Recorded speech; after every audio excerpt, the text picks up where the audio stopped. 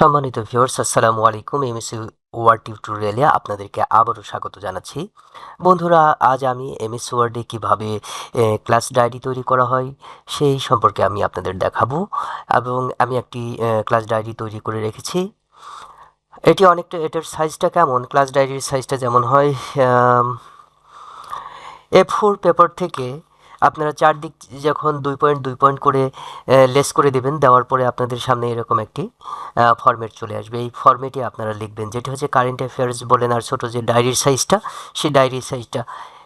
তো এখানে সূচিপত্র লেখা হয়েছে।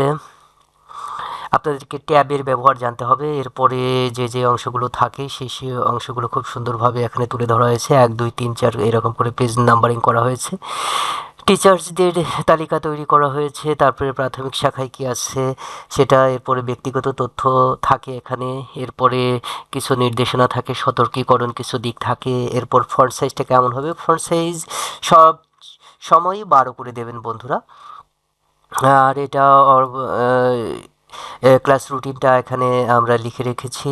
এরপরে কিছু পরীক্ষার সময়সূচি, দিন তারিখ, সেগুলো এরকম করে ফরম্যাটিংটা করা হয় বন্ধুরা। আপনারা ফরম্যাটিংটি, তারপর অভিভাবকদের কিছু মতামত থাকে, সেগুলো জন্য পেজ তৈরি করে রেখেছি। এরপরে অভিমত টিচারদের জন্য,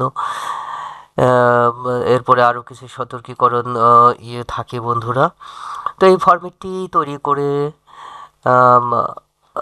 আরও কিছু অংশ থাকে, এরকম করে তৈরি করে রেখেছি। এরপরে ব্ল্যাঙ্ক কিছু পেজ থাকে, প্রায় 30 পেজের মতো তৈরি করে রেখেছি। এরপরে কিছু পেজ থাকে, সেই পেজগুলো পেজ থেকে অ্যাড করা হয়। প্রথমত ডায়েরির প্রথমে যে অংশগুলো লাগে এবং শেষের যে পৃষ্ঠাগুলো লাগে, সেই পৃষ্ঠাগুলো আমি এখানে তৈরি করে রেখেছি বন্ধুরা। এর পরবর্তীতে যে পৃষ্ঠাগুলো করা হয়, সেই পৃষ্ঠা গুলো বা সেই পেজগুলো পেজ থেকে অটোমেটিক প্রিন্ট করে আর কি পেজের মধ্যে ঢোকানো হয়।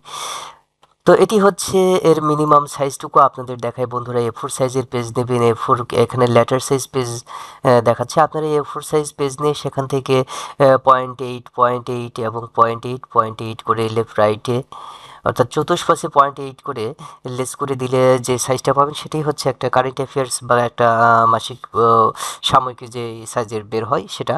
এটা কিন্তু A5 নয়, আপনারা মনে রাখবেন, এটা কিন্তু A5 নয়। তো এভাবে করা হয়। সেটিংটা আপনারা দেখে রাখবেন বা প্র্যাকটিস করার চেষ্টা করবেন বন্ধুরা। আপনাদের একটি নমুনা ফরম্যাট দেখানোর জন্য, কারণ পুরোটুকু তৈরি করে দেখতে গেলে অনেক সময় সাপেক্ষ ব্যাপার, যার কারণে আমি নমুনা ফরম্যাটটি আপনাদেরকে এক নজর দেখালাম। তো আপনারা এভাবে যে কোনো ধরনের ডায়েরি ফরম্যাটিং করতে পারবেন, স্কুলের জন্য, স্কুল প্রতিষ্ঠানের জন্য বা প্রেসের জন্য।